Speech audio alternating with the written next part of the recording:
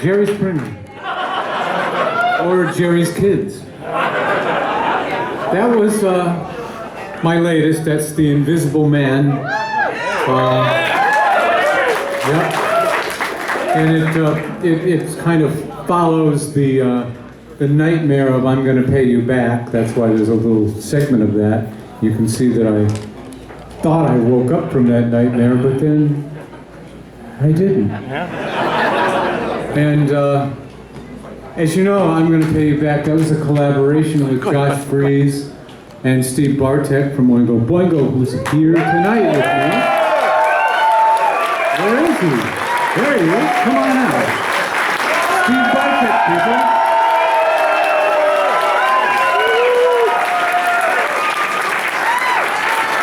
Yeah. I mean, look, I do what I can, you know, I mean, with Devo kind of virtually on ice, I try to just stay creative within my means or do what I can.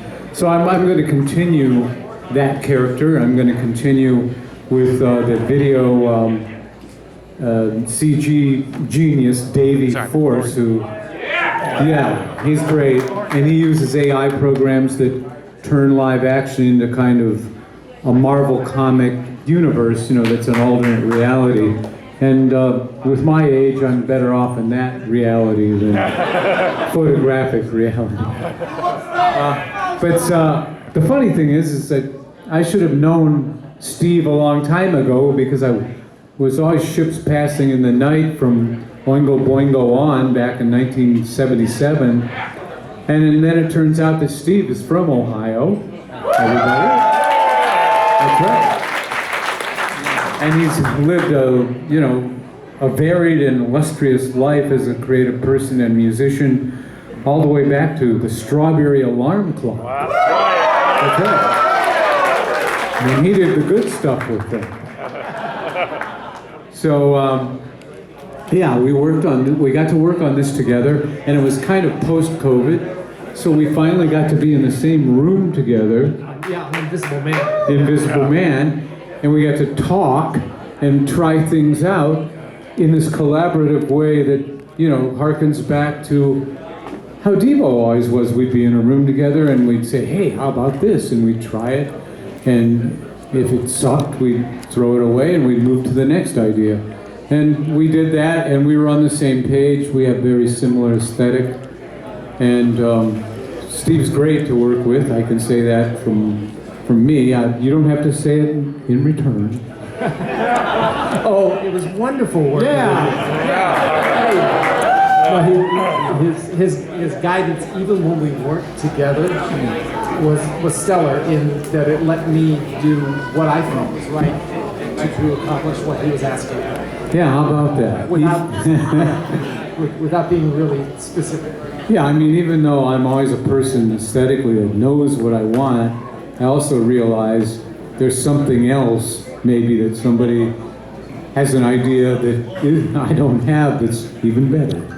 So, other than laying out kind of a framework, then Steve did a number of variations of what he wanted to do, and we'd see the ones that we resonated with that sounded good with the idea for the song. And of course, you know eventually who that invisible man is. He's the dark side of yourself. You know, and as much as you try to run away from it, you have to turn around and deal with it. You have to hit him in the head and twist his neck.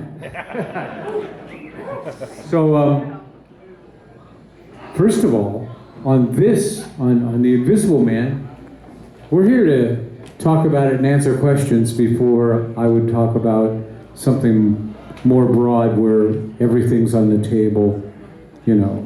No question is verboten. But first of all on this, since Steve managed to come all the way here from Los Angeles just for this, ask him some questions. Got a microphone. There are questions. I'm really bad at speaking in front of people. Oh, you're fine. With a guitar in my hands, I feel a little more confident. With Invisible Man, the sessions were really great because I'm going to pay you back was all by Zoom. And it was just giving directions and passing files. Whereas this, both he and Josh showed up at my house and guided me to play. And it was really a much different process. And it's kind of the most important process with a band, I think, or any recording process, is where there are musicians in the room together. It makes a whole lot of difference what the quality, not the quality, the sense of what you get out of it is much different than people sending in files that they do at home. I concur. No, it's really, fuck COVID, by the way. Yeah, it's so much better to be back together in the same room, you know, in the same time.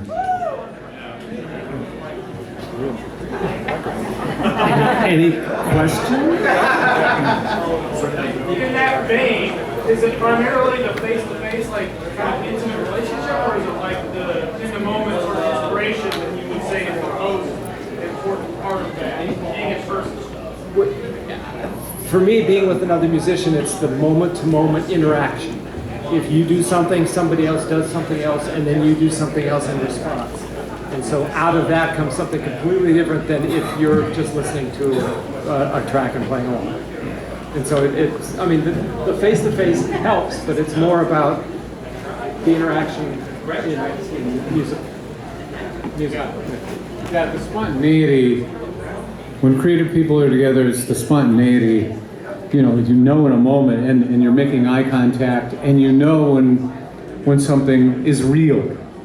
I mean, and it goes all the way back to, you've heard the story of how Satisfaction started with Bob Casale playing,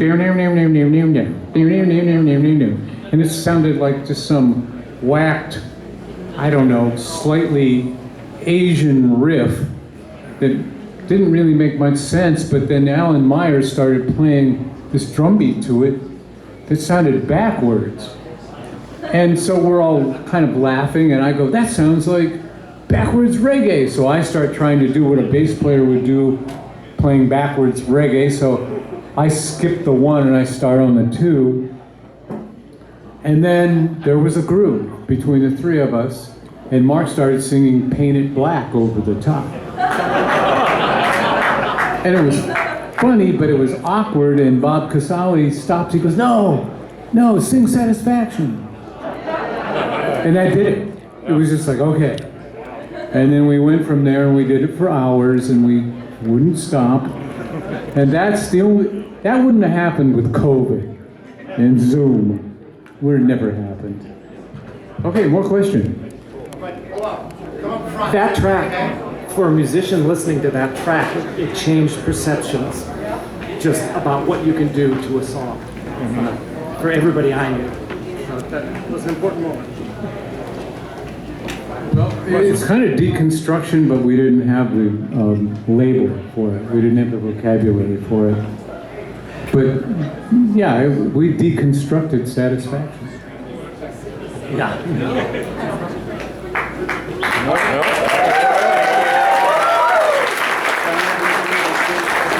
More questions?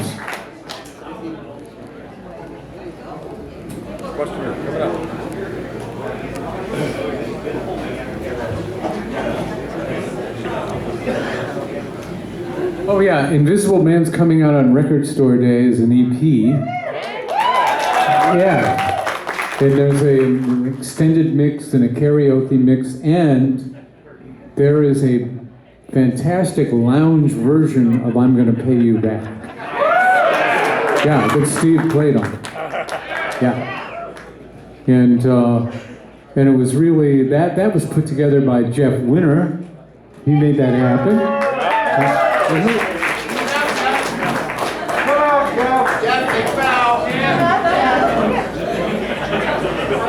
And it was Jeep Jones who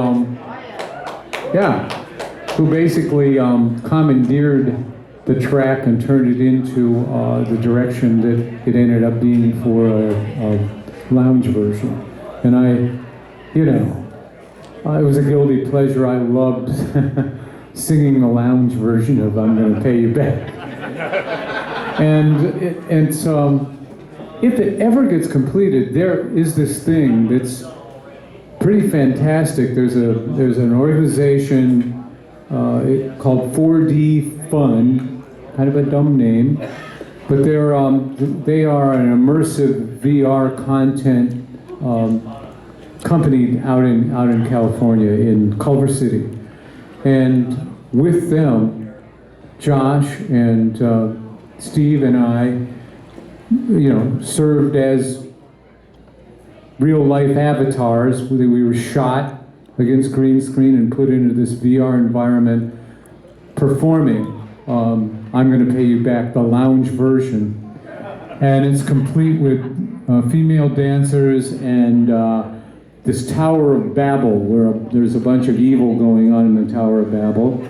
And you, as a user viewer, when you put on the Oculus headsets, you're in there. And I mean, you really are. It's immersive and convincing. If any of you have ever done it in a video game, it's convincing that you're in this three-dimensional space and you're interacting with the people like us. You can come right up to us. You can go in the Tower of Babel. And it's kind of disorienting,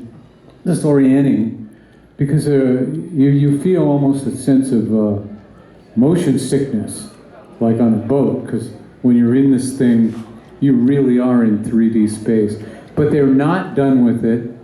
We had some teaser clips that we asked for, and they didn't come, but a whole 3-minute version came too late to convert to show here. So sometime in the future, maybe the next devotional, what we asked for will happen, right?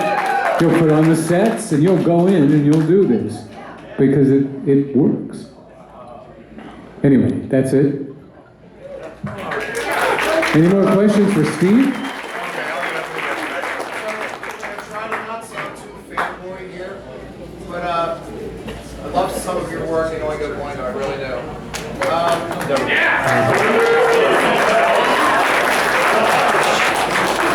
Got it. Wow, just moved right out of my head. I'll get back to you. Somebody else. He's only a laugh. So that wasn't a question, it was a declaration.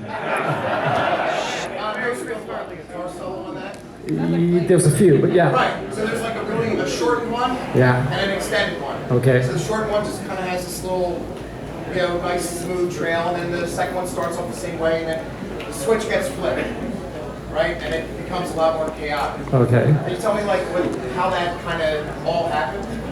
No, I can't.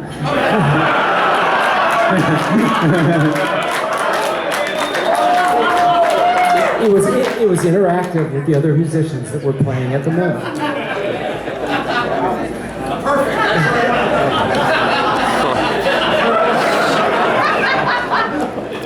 Talking about the recording process, could you expound on when you got together, the tracks being laid? Yeah.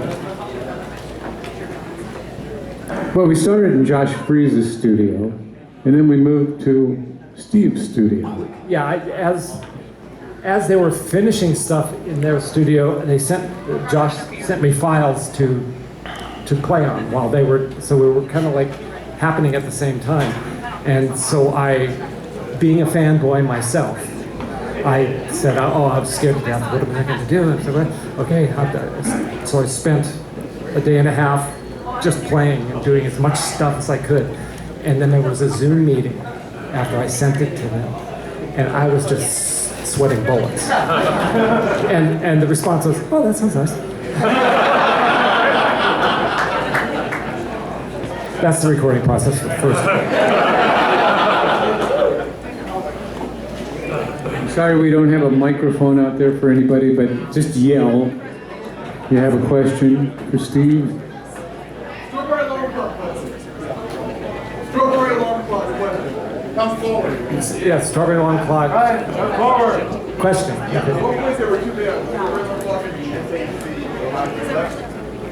Strawberry alarm clock kind of lasted for a while. A couple of the guys left and joined a band with me when I just got out of high school. And then the strawberry alarm clock went on to play in various forms, and actually the guitar player, they opened for Leonard Skinner at one point when they were all club bands down in the South, and the guitar player left the Strawberry Alarm Clock and became Leonard Skinner's guitar player, Ed King. And years later, my friend George, who I wrote a bunch of songs with on the first Strawberry Alarm Clock album, started up the band.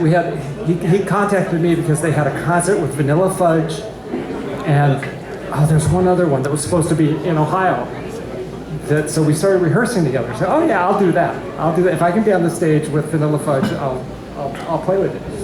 And we started rehearsing. We liked it, and so we slowly became. And the concert got canceled, but we kept playing and did some recording. So that's kind of how that happened. That was 10, 15 years ago.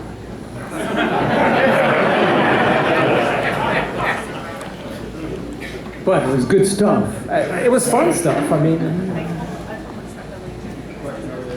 Is there going to be live stuff of this? You going to put this on the road at all? God, that would be nice. I mean, that's a really good thought, you know? And there's enough of it now accruing that there's a body of stuff that between the original G.I. Jerry record and the new stuff, I could possibly get through a half-hour set without boring anybody. And I'd love to do that live. I mean, playing with Steve Bartek and Josh Freese, that kind of material live would be fantastic.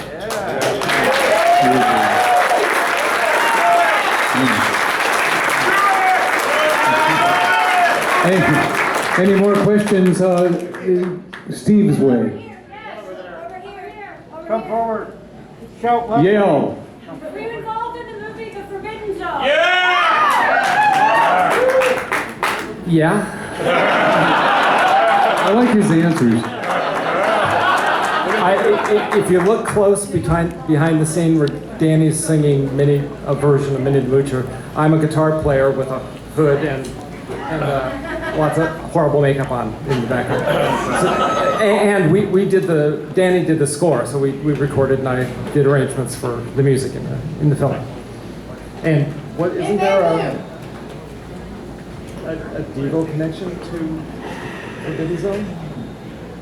We were asked by Rick Elfman, who was the director of the Forbidden Zone, who was Danny's older brother. When Devo first showed up in the summer of '77 in LA, when we were showcasing for A&M Records, and turned one date into a 3-month excursion into a new reality, we were approached by Rick and asked to do the music for Forbidden Zone. But of course, there was no money, and we were focused on trying to not go back to Ohio and to make it. And it never happened. I mean, I became friends with those guys, and the whole Mystic Knights of the Oingo Boingo at the time. Yeah. And Guy Webster, Wet Magazine, yeah. It all was happening. But it didn't really gel because we thought we should be paid. Danny and I worked really cheap. Danny was great in Forbidden Zone. He does a convincing Cab Calloway routine. He always has. Yeah. That's been part of his shtick for a long time. Okay, question. Wait. Speaking of being paid, what can we purchase from 50 by 50? We love your wine. What's up this year? Thank you. Well, as you know, distributors have a stranglehold on the liquor business, and distributors make your wine cost a lot once it leaves the state you make it in. And I've tried over and over to find distributors in Ohio, and I had them, cutting edge. But they made the wine so expensive that various wine stores and supermarkets said, "We're not buying this. We have to sell it for $45. We're not going to do that." So you can only buy it direct off the website. You know, I can sell you direct in 38 states. I tried to get some here in time to put in the bar, kind of like in a gray area where we're not really selling it. But FedEx sabotaged that plan. And you know what they did? They cited supply chain issues and lack of drivers. Yeah. You've been hearing about that long enough, folks? Yeah. New question. Water.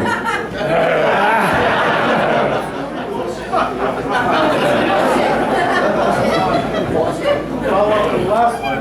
Are you involved with Richard? I'm involved with Richard doing Forbidden Zone 2. No.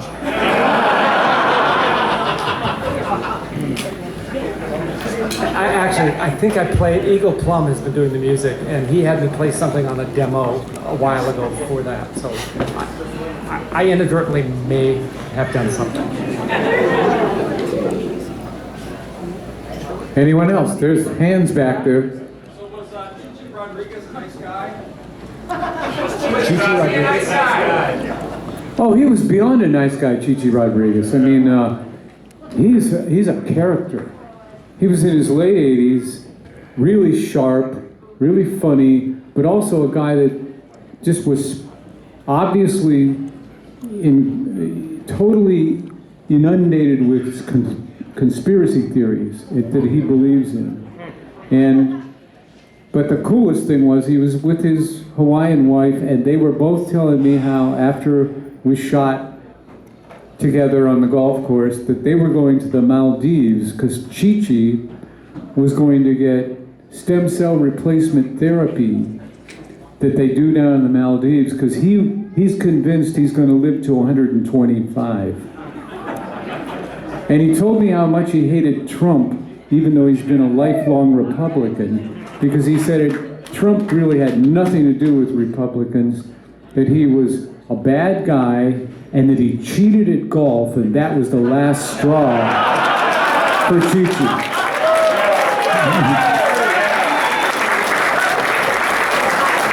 I kind of gotta agree, if you cheat at golf, man, Jesus.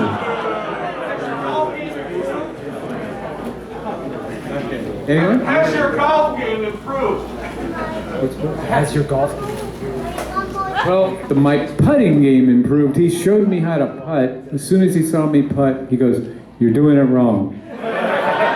And he came over and he just grabbed me and he changed the position of my forward foot and changed the position of my grip on the handle of the putter to push it more straight up and down. And it's like instantly, within about 5 minutes, I managed to sink a 30-foot putt. It was amazing. He knows what he's talking about. I was curious what kind of slightly different. One, let me start off with pay attention to what they do is hard for you on the old games. But my question is really about what happened to those two masters, because I think who's fallen masters. Does anybody know? And all those bands that you were in, if there's anything out there in one base, one case, whatever, we can hear this stuff. Do you have any idea what happened to those two fallen masters? Does anybody? I really don't. I wish I had answers or suggestions for any of them, but I'm in Stolen Masters? So like Strawberry Alarm Clock, yeah, there was like two Stolen Masters, and there was a bunch of bands you were in that was like, was there anything recorded? Yeah, I mean, as far as Boingo goes, a lot of stuff supposedly just disappeared. They can't find it. Yeah, you wouldn't believe what a common story stolen masters are, by the way. And sometimes it's not a matter of them being stolen, it's like just like incompetence and pin-headed mistakes that are done at the record company vaults or the recording studio vaults. No one knows who took them, and no one can find them. Sometimes they're just lost because they were misplaced, and other times it was like the lowest level assistant who worked there for 3 weeks had access to a vault and says, look what I got, Jimi Hendrix, right? And boom, it's gone. The same thing kind of happens on the other side of my life in film scores, is that a lot of the old film score, actual sheet music scores that were used to record, people are looking for to study, to publish, and the movie companies just send them off to be, stored somewhere and forgot about them. A lot of them are just gone. Check Mar-a-Lago. They could be there. At least the boxes are there, but they're empty.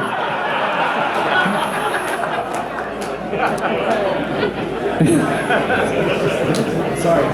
But we need a special master. I know, that's bad.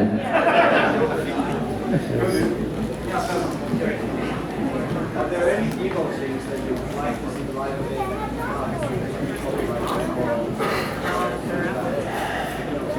Stuff that's just hidden in the vault that cannot be released and really contracts. Nobody knows who owns it. He's asking if there's things pertaining to Devo in terms of masters or materials that are either curtailed because of legal problems or because of other problems that we'd like to see the light of day. And the answer is actually no, unless there's a concert tape that was supposedly destroyed for insurance purposes. That may, we'd like to think that somebody in their divine wisdom of like, fuck this, I'm gonna lie to the insurance company, I'm gonna save this one cut of this master material. We'd like to think that exists because it was the Oh No, It's Devo tour, and with the rear projection, and it was shot. This isn't the 3D show that went awry that I'm talking about. This is a show that was shot, and because of problems between the film company and the lighting company and the wiring, everything basically blew up on stage, the lighting rig. And it's caught on film? So yeah, it was caught on film. And so that would be great, but we can't prove that it exists. We just think maybe it does. Maybe Mark can address that. He always seems to know things that no one else knows. Yeah. Yeah, you guys think Peabody's down under total Devo. And you guys get, it was probably the biggest opening you guys ever did. You guys came out in flannel shirts and jeans, and you started playing the music like grunge kind of, and then you just ripped off your flannel shirts and jeans, and you guys had colored jumpsuits. You guys ready to frickin' box buttheads? And you came out, I forgot what song you played. I can't find it anywhere on YouTube. Does any of that exist? I think there may be an audio component of that. I don't think anybody filmed it. But you remember doing it. What? You remember doing it. Oh, of course. I mean, I remember doing everything, basically. I don't fit the rock and roll mold, like, I don't know, man. Yeah, I remember too much. Because a lot of it's not good. And yes. If it was up to me, the Devo musical would have already happened, believe me. I mean, if there's ever a band that was destined and deserving of a musical, it's Devo.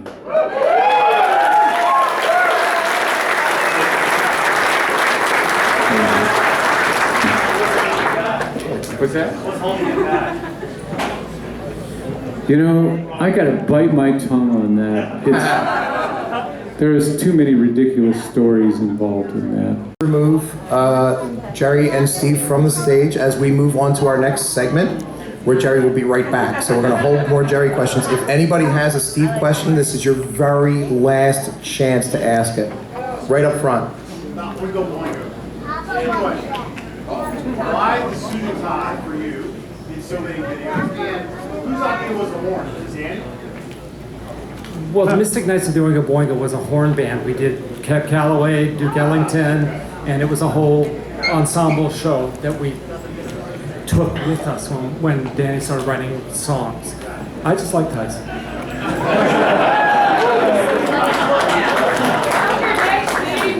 So far, good. They're good ties, Steve. Well, I think, Most of them are clip-on and short.